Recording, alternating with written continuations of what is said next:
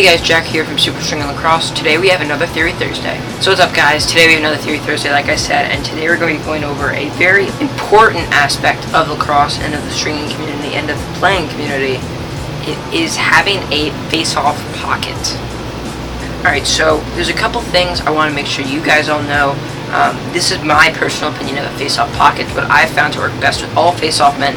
I've worked with an extensive amount of different face-off men who have all said that this kind of pocket is usually what's best for them. So let's get into the specifics. So the first thing you have to understand is every face-off head warps, and when you're playing and when you're stringing, you have to adapt to that.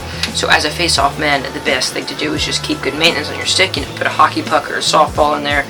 But in terms of stringing, that's a really important part because it can make or break your face-off pocket. So you have to keep in mind that when the head starts to warp, the strings on the side will also warp with the head.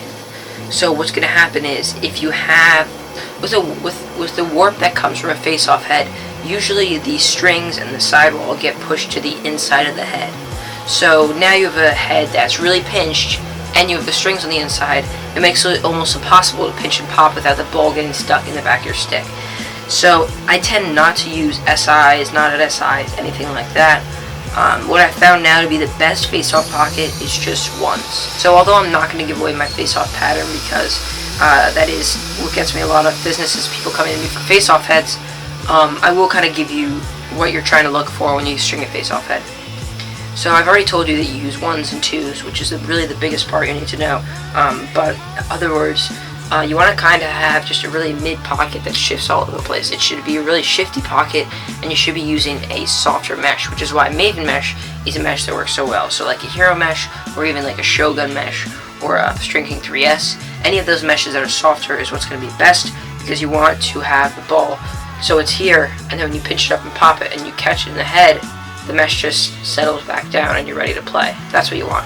If you have a hard mesh, it's not going to settle, and you're not going to have the same ball security. And face-off men at high levels need ball security in order to get the ball now, especially since they can't carry it in the back of their stick.